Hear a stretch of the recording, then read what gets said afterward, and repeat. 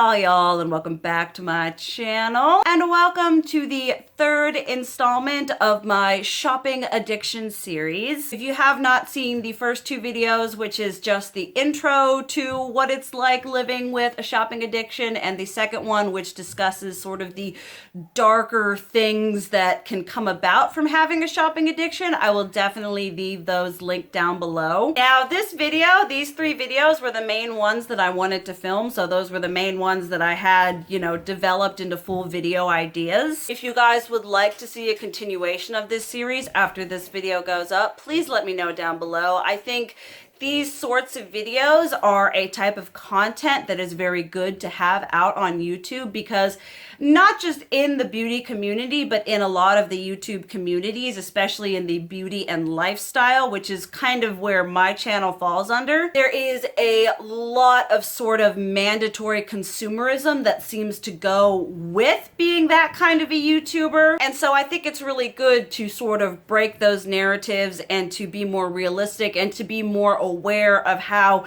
detrimental a lot of these societal norms can really be to someone. So today what we are going to be talking about is makeup addiction, not makeup addiction, shopping addiction, and what I am actively doing. For me personally, my experience, like I've said in the other videos, I'm not a therapist. I don't have a degree in whatever. This is just me discussing and going through things based on my personal experience. The things that I am going through and doing that are helping me tackling this problem, things that I am, techniques, measures that I am taking that are going to help me get over, recover from, and learn new techniques for not shopping, for overcoming the addiction of needing to spend money. Like I say, this is me. This is my thing. These are things that are working for me. If they work for you, that's great, but everyone's experience is different. I've said before, if you feel like you have this kind of problem, highly recommend calling an addiction shop line, reaching out to someone, because not addressing this sort of thing, it only gets worse. You sit there and you think, from my personal experience, you sit there and think, okay, all right, I can make it through. I can do this on my own. And when in reality, most of the time, you're just digging yourself into a deeper hole. You need to reach out and have a really good support system to help you get over this. Because like I said, I know it gets trivialized a lot. And so sometimes it's, I'm gonna say embarrassing. It is embarrassing. I can't tell you whenever I've had to admit how much money I've spent and what I've spent it on. It's like, oh wow, when you say it out loud, it's really stupid. But it can be hard to want to come forward when it's something, it's different when you come out and you're just like, all right, I'm an alcoholic, or all right, I'm addicted to this, whatever, rather than being like,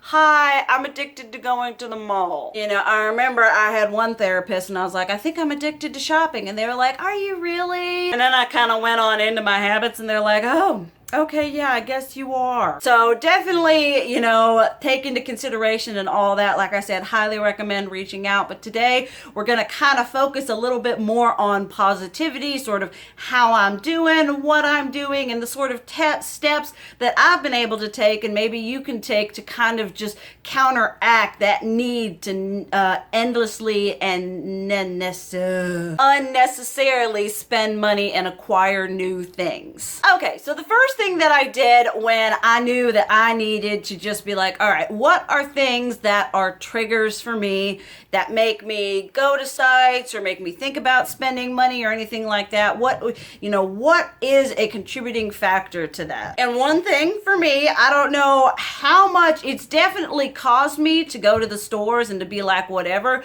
but emails from companies. I know that we have been getting a plethora of emails recently from a lot of makeup companies having sales, doing whatever. Please buy our products because our stores aren't open right now. But you also get them from other companies. And this is definitely a marketing technique. I mean, definitely from like a lot of fast fashion retailers. You make a purchase and like if you want to, buy this thing, it is mandatory. It is required for you to give them your email address, which I think is a bunch of of bunk, because then they have access to that and they're like, oh boy, let's send them all kinds of stuff. And I can't tell you how many times I've clicked, no, I am not interested in being sent like deals and whatever. And then they send their shiz on over anyway. And I'm like, wait, no, what? Stop. And so one thing that I did is I actively went through to absolutely every place that I've ever made a sale from. You know, we're talking Kat Von D, we're talking Midas Cosmetics, Dolls Kill, Shein, Boohoo, you know, Too Faced,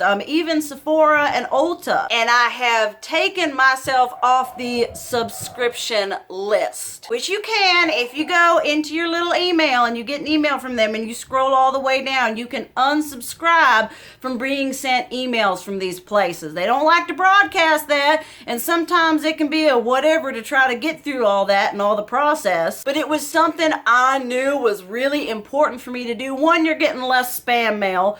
Two, you're not being constantly reminded of that whole shopping thing, because you know the emails are done in a way where it's all like, oh yeah, you got that top, you know, like the fashion emails are all like, well, all new this and such, ooh, take 30% off, take, you know, they are a marketing technique done to lure you in. Nothing about an email you get from a company is innocent. They are sent out as a means to pull you in. And I ain't hating on the hustle. I'm just trying to be a realistic consumer that's able to analyze the whatevers that's being used at me and to know for a fact that I need to dis whatever on those subscriptions or those emails so I don't get constantly reminded. Because with someone who has an addiction, you already are always thinking about it. There was a autobiography of, I want to say, Eric Clapton, who was an alcoholic, and when he was talking about, you know, having that need and that desire, you're always on your mind, always thinking about drinking. Whereas with me, it's like always thinking about shopping, always thinking about acquiring new things no matter where you go. So I needed to completely distance myself, cut off that regular and consistent and harping reminder to go to these places and to spend money I don't have on shiz I don't need. This next one is kind of hard, and I think it's definitely one that's not necessarily for everyone, but for a while there on Facebook and on Instagram, I was part of groups that were, I mean, not so much makeup, but this has to go into like the fashion and the other, because for any of y'all who don't know, when it comes to shopping addiction, yes, makeup is great, but there are a lot of other facets that I have that fuel that need to buy. And I was a part of several alternative fashion groups. I was also part of a fashion group for one specific brand, which is great because you're surrounded by a bunch of like-minded people and you're like, okay, all right, they like to dress the way that I like. They like to, you know, shop where I like to shop, and they have the same kind of style aesthetic. That's cool. So you're looking for that, you know, like-minded people, that acceptance and closure and that sort of thing. But unfortunately, with being in those groups, there's often a lot of shopping being done by your peers. And so seeing them talk about new products, new releases, buying them, getting their orders in, you know, it kind of perpetuates, you know, your own internal need. Okay, well, they're buying things, they're shopping things. You see them post a picture like, wow, they look great in that, I need to get that. There is just a lot of unintentional push. You know, even if you're not the one buying things, you're watching them buy things, you're just kind of triggered that need to go out and fulfill that need to buy things. And it can just really invoke that need to shop. I can't tell you how many times I'd see someone be like, well, here's my order. And I'm like, I want to post about having an order. I want to show them how much I can, you know, get in this kind of products. I want to show them that I'm great, I'm viable, I can buy these things too. So just sort of simply, you know, because once again, it is identifying the sort of things that trigger your need to spend. Because it's not the same for everybody. There are certain hallmark things that do, I feel like, kind of affect everyone the same, but a majority of it is figuring out what are things that really cause you to have that need to then go out and spend money. And so as much as I loved being a part of those like-minded groups, I've realized that I need to take a step back for them, because while it's great to find like-minded people and stuff like that, being in those situations, it just made me want to spend more money to sort of kind of keep up with everyone else in the group, which is an unhealthy mentality in and of itself. Then something that I feel it sort of goes without saying, we talked about this a bit in the second video, the dark side of shopping, and that is credit cards, whether they be regular credit cards or whether they be store credit cards. When you are addicted to shopping, this is when you have, like, I have this hardcore. I cannot really express to y'all how much my mind circulates around the internalized need to buy things. And so for me and my future and my whatever, we have discontinued use of credit cards. All my store credit cards, they have been put on freeze, on whatever. We are working to paying off said credit cards and then learning later after credit cards are paid off, learning how to use credit cards responsibly. Because unfortunately, in today's sort of marketing climate, there are certain things that you need to have credit cards for. For me, I was thinking about, we're like, okay, well, let's just cancel it all. But that does your credit can get hit detrimentally if you just go in and cancel everything. So, you've got the credit aspect of it, which is something that I should have talked about in like the dark side of shopping, which is like getting your credit completely destroyed, which can F up your life so many different ways. If you're wanting to get a house, you're wanting to rent, and you're wanting to buy a car, a lot of long-term life investments that you want to do with money require a good credit score, which can be completely destroyed by someone who just, when it comes to money, just shop. So we have discontinued the use of credit cards. We are focusing on paying those off. That is my thing, my choice. That is a decision I have come to make with discussing with my husband and my parents and what we've decided to do in that aspect. And until I can go through a study or deal and create new, better spending mechanisms, just for right now, that is honestly where we're at. I do not have access to credit cards. Something that I am very much trying hard to do, this kind of popped up. I'm not sure how recently that's going to be, but when this video is filmed, which will then date it and tell you how old it is, the Ulta 21 Days of Beauty were going on. And I did want the Nabla highlighters went on sale, and I was like, I'd like to have those. By the time I remembered, they were all gone, which is probably better because you all know with my low buy, I'm trying not to buy things just to buy, which is also why I am avoiding sales. Recently, I have been getting so many emails from so many companies. They're like 30% off, take 20% off, 25% off. And I'm like, yeah, okay, all right, I want to spend, but shopping sales are great if you have some things in your mind that you would have initially purchased full price. That's the way that I am trying to view sales.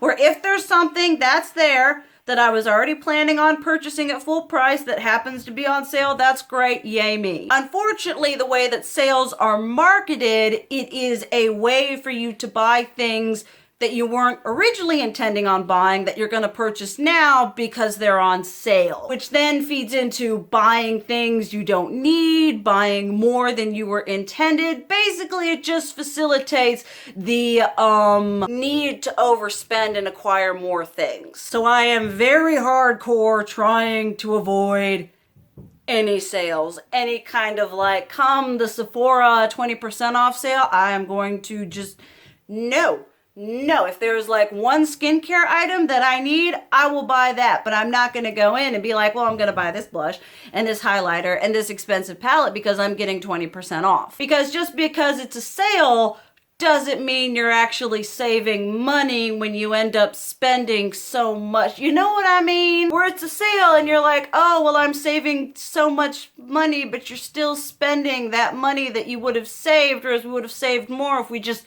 didn't go in on the sale. Like, I understand the sale can be great for stocking up on, like, you know, like I remember the last sale, I got Dr. Brandt, I got some Peter Thomas Roth, you know, I got some things that were pricier that I wanted to have. Just going in and being all like, well, just because you get 20% off, it's time to buy everything. That's just not something I'm trying to do now as much as I would like to. There's a large part of me that would love to go ham on sales. Like I said, the fast fashion, you know, Shein and Nasty Gal and these places that I've ordered from, and they're like, we'll take this % off. And I'm like, yeah. Basically, not shopping just for the sake because it's a sale. And kind of going into that sale thing, another thing that I'm trying to avoid, not that it's easy to do that now because of all the stuff that's going on, but avoiding places like Marshall's and TJ Maxx, Ross, Nordstrom Rack, that kind of thing, because once again, it's kind of going into that sale, and I can't tell you how many times I've gone into those places and be like, oh, look, here's this makeup product that I never would have conceivably considered purchasing full price, but I'm going to buy now because it's at Marshall's for $10. I mean, those places really facilitate, the need to spend for the sake of spending money and for the sake of the fact that because it's such a great deal and because you're saving so much money. Now, obviously, this is all taken with your personal rationale and stuff like that. I have found some great skincare finds, some foundation finds. You know, not everything I've bought from Marshall's has been something that I've purchased and been like, well, I'm decluttering it. I have had my fair share of that though. And so now I'm just trying to just once again distance myself from those places that really trigger that unnecessary shopping, whatever, you know, because I would go in and be like, all right, well, here's 5 for this, 10 for this, you know, what things that, you know, like I said, that I wasn't planning on buying, that I then have this full cart full of makeup that, you know, that I'm paying whatever for just because it's on sale and a good deal. You know, if there happens to be something there like, you know, like an expensive skincare item that I want to restock on, or it's something that I really love, yeah, purchase that 1, maybe 2 things, but don't go in and come out with 10 liquid lipsticks just because they're Anastasia liquid lipsticks and they're on sale for $5.99. You know, it's really breaking that habit in me to just buy to buy. And there are a lot of different things that really facilitate that need within us, you know, going in and being like, well, it is only this much and I'm saving so much money than if I would have bought it full price. But, you know, I wasn't thinking about buying it full price, so I was saving a lot more money than buying it full price because I wasn't buying it. Okay, another thing that kind of goes into the avoiding places like Marshall's and stuff like that, part of what happens when it comes to kind of the way that shopping is depicted today and shown, and a problem that I have myself, is the whole social shopping. I love seeing my friends. I love shopping with my friends. That is like 2 of the best things ever put into one, and I am fine. I am feeling myself. I am happy, and I need to come up with activities that aren't shopping with my friends, doing other things other than, hey, we're hanging out, let's go to Marshall's, let's go to Target, let's go to the mall. You know, I can't tell you how many times me and my friend Cameron and me and my friend Morgan, we get together and they're like, let's go shopping, let's go to the mall. And so there's just this, you know, this need that I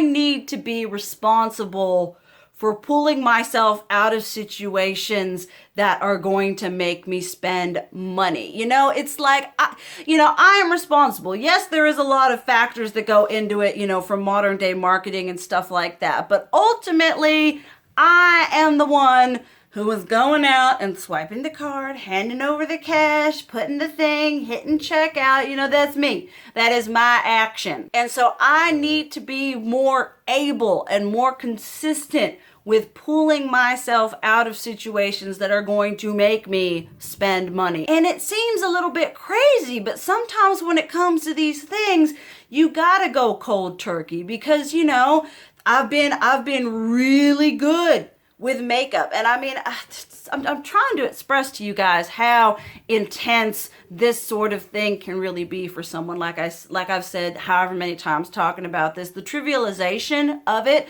is so frustrating to someone who deals with it, because you go up to them and you're like, okay, I have a shopping addiction. They're like, okay, so what? But you know, there was at the point, like I've struggled with this whole thing probably, I don't want to say all of my life, but probably from like 15 years and on. So we're talking about half of my life I've struggled with the need to spend money and purchase more than I need. And there was a time, I think I did address this in my first video, where I couldn't go into any store and not freak out, like have literal panic attack if I didn't come out of that store with something. You know, I could be going to the freaking Home Depot and Lowe's with my dad, with him buying something for a project, and I'd be like, I gotta find something that I'm gonna buy, because if I don't buy something while I'm in here, I'm gonna lose my ever-loving mind. You know, it's that mindset that you're dealing with, and I have since broken myself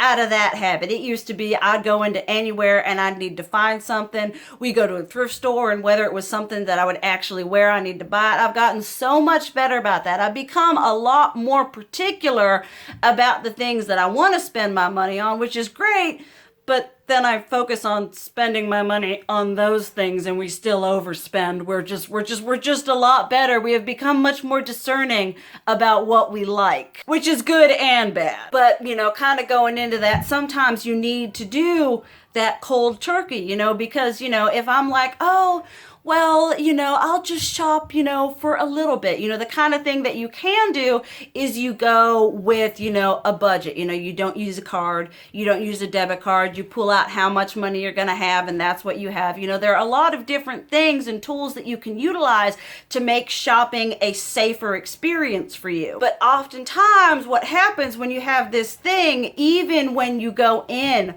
and you have the best of whatever's, I'm only going to spend this much, I'm going to go this, you kind of get caught up in the moment and you end up overspending anyway, for a myriad of reasons. Like I said, the psychology behind this sort of thing, it's different for everyone. There are certain hallmarks that kind of are true from condition to condition, but reasoning behind things can vary. For me, it's like this need to fulfill the emptiness inside me, that like, you know, low self-esteem, you know, filling myself with stuff. You know, there's also, if you're going out with friends and if they're buying a lot, you want to be like, you're like, well, I want to show them that I can buy a lot too. You know, there's just varying degrees and different things that trigger the need to make unnecessary purchases. So I am just trying really hard to not put myself in those situations, because for me, I have an addictive personality.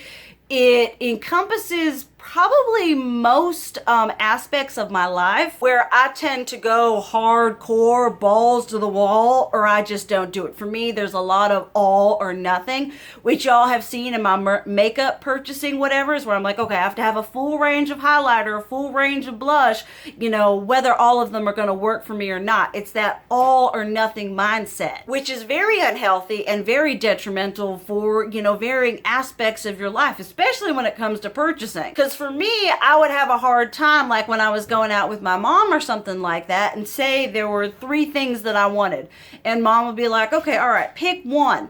I couldn't pick one because, you know, it would be like, well, I want all 3.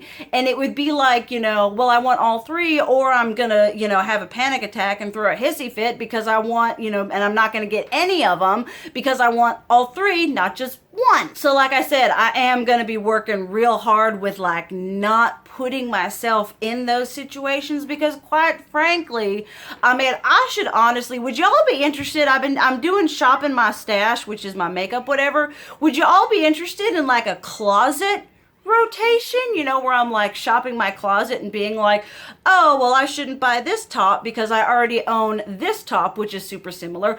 I don't need another pair of plaid pants because I already have like 10. If y'all would be interested in that sort of kind of content and more styling content, I know a lot of y'all have expressed a desire for that. Let me know down below. Okay, another kind of more extreme, I don't know, when it comes to stopping an addiction, I feel like anything you need to do to keep it from getting worse and to get over it isn't extreme. But one thing that I have found that helps me is there are certain places that I like to shop. I mean, y'all know Dolls Kill, y'all know Hot Topic, y'all know whatever. And so what I have done is literally on my phone and on my computer blocked those sites. If I want to make a purchase and have the money to make the purchase, I will make it on someone else's computer. Because one of my favorite pastimes, and one thing which is very dangerous for someone with a shopping addiction, is I love scrolling through sites. You know, it is a pastime to just go through and be like, that's cute, that's cute, that's cute. And before you know it,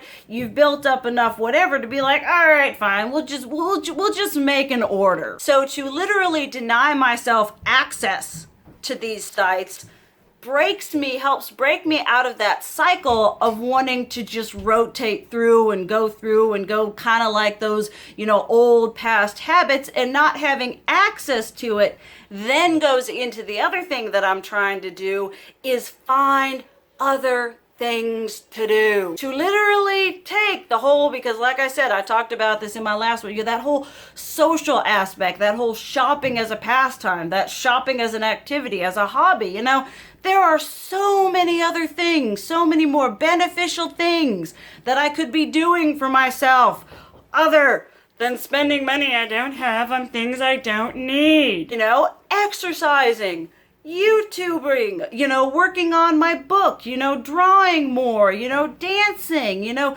doing so many different things that would benefit my life. And so I am definitely taking a more concerted effort to really think and to be like, okay, you're not doing this, which is good, which is great.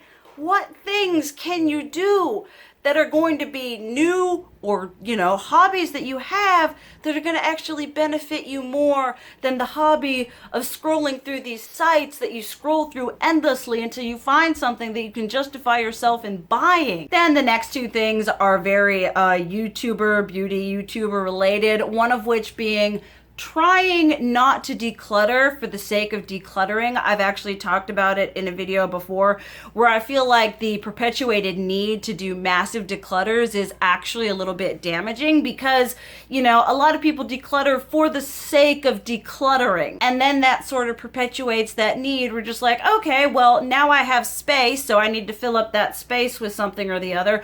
Or I've decluttered, you know, so now I need to go out and buy something because I don't have as many in my collection. And so that's one thing that I feel decluttering really perpetuates, where, you know, they're like, okay, we got to do this deep, you know, cutthroat whatever declutter, because if you don't, people complain down in the comments, well, that wasn't really a declutter. You didn't get rid of 50 or 75% of your stuff. Whereas a declutter is very subjective, and if someone gets rid of one thing, that's still decluttering, and that's decluttering for their personal needs and preferences. And so not decluttering for the sake of decluttering and getting things out and wanting to get views and all that jazz, to then just go out and be like, well, I've decluttered, now it's time to go out and fill the space. Decluttering realistically with only things that I'm really not using, that I figured out that I don't like, you know, stuff like that. You know, decluttering, once again, realistically, I feel like a lot of the stuff and the tropes on YouTube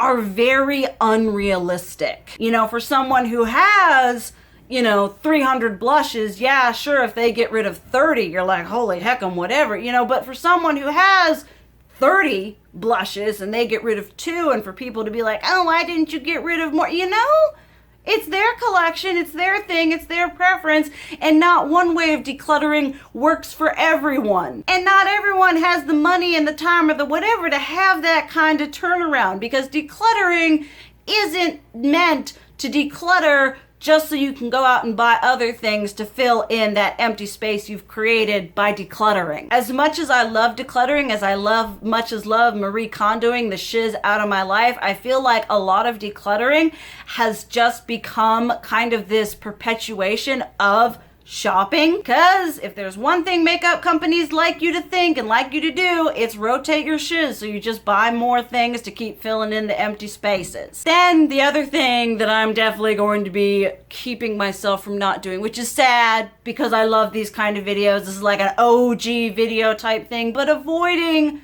shopping hauls. Either if they're makeup hauls or if they're clothing hauls, basically hauls of anything that I like to buy, because sort of like being in the alternative groups, being in those fashion groups, seeing other people purchase things makes me want to purchase them myself. Whether I want to buy the things that they're buying because I'm like, oh boy, they bought that face spray and I kind of want that. I can't tell you, the last Sephora, not the last, summer of 2019, when everyone was buying that Farsali Rose Gold shiz, that gold rose, the gold spray, it took me about 3 hauls to see 3 people haul it, and I'm like, that's it, add to cart, you know, send it to me and we're all good, you know? So it's that sort of thing where you need to identify, that's why I said why the psychology behind it is so different for everyone, but just identifying those things that trigger that mental need to shop. And for me, it's shopping hauls. You know, a lot of people are like, oh, well, you know, I can live vicariously through someone. I know a lot of you have said on my hauls, you're like, I need to vicariously live through you. And I'm like, I can't do that for some reason. I can't window shop. Oh my God. That sends me right down into a panicking whateverness. You know, sort of in the same sense, I can't get satisfaction out of watching someone else's hauls. You know, I watch them spend their money and them do their hauls, and I'm like, well, I want to do that.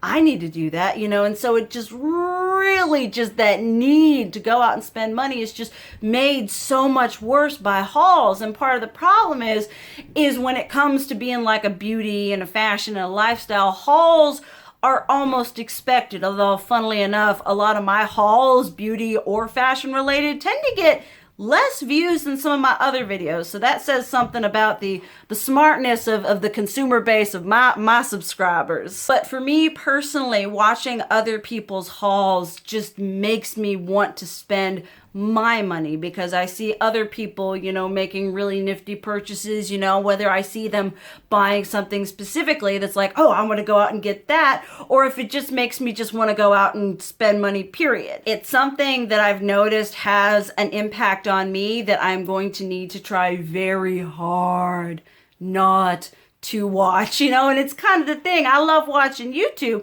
and some of my favorite things to watch are haul videos. That's just something that I can put on in the background and go around and do my whateverness. So I'm gonna have to figure out, kind of going into that, you know, finding other activities other than shopping. I'm gonna have to find other activities, other white noise than shopping hauls for me to do my shiz. Another thing that I'm going to be trying to do, that I've been trying to do with, especially with like the clothing shopping as well as the makeup thing, was reminding myself literally how much I have. Because one thing that I do that, it's a problem, I tend to lose reasoning when I'm buying something, you know, whether it's makeup or whether it's clothing, you know, it's the type of thing where you're in that moment and you're like, I need this particular thing, even though you already have a particular thing like that already. Either you have a blush that's super similar, you have an eyeshadow that's super similar, you have 10 pairs of plaid pants, so you don't need another pair, you know, you have however many gothic formal dresses. What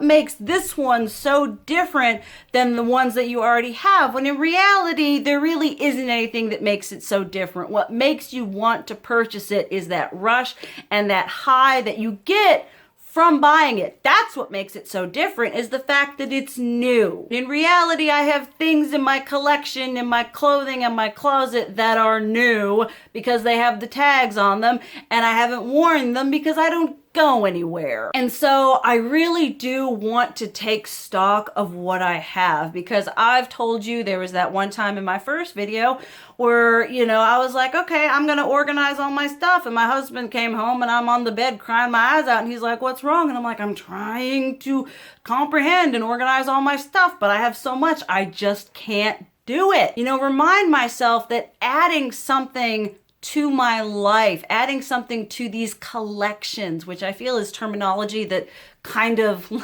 makes us get away. Well, I'm a collector. You could be a collector and still have a problem. Have y'all seen hoarding buried alive? I mean, I know those are some extreme cases, but let's be real here. You know, and so kind of like in doing that clothing rotation where it's like really take stock of how much I have and how much I don't need to bring in. Like I am good on so many fronts. So this is obviously a work in progress and something that I'm going to want to share with y'all with the makeup rotations. If y'all want to see the clothing rotations, you know, just to remind myself that I have enough. I have plenty, you know, and with my financial whatever, I want to be able to occasionally buy myself something I don't really, internally, I don't want to be bringing in 1,200,000 new things because it's stress and it's whatever. It's just figuring out how to beat that internal dialogue of you've got to buy this stuff. You're going to feel better if you buy it. When in reality, I'm going to feel better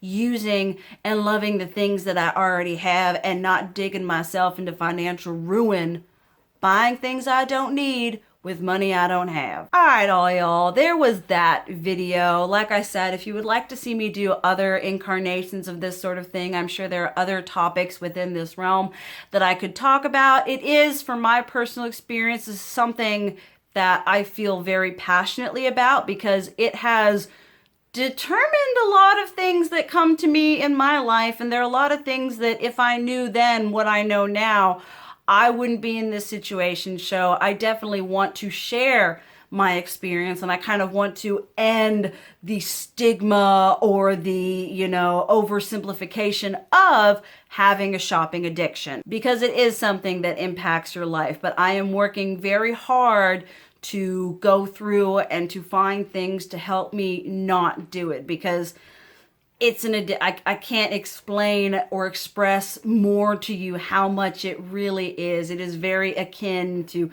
alcoholism and other stuff like that because it takes over your entire mind. Everything is based around buying. But we are making progress. Doing these videos is part of that progress. I hope you guys have enjoyed the ones that I've done thus far. Like I said in the beginning, if any of you have this, feel free to come talk to me. I'll leave numbers and stuff down below for helplines and things like that. Please, please reach out and get help because I can tell you all from my experience sitting in a corner, sitting there and thinking, all right, I'm going to be able to get on top of this, especially if you're using credit cards and stuff like that. I can guarantee that you are not going to get on top of it. Not because of your inability, but because of the literal way that the addiction works. But thank you guys so much for watching. I love you. And as always, keep it real. Mwah!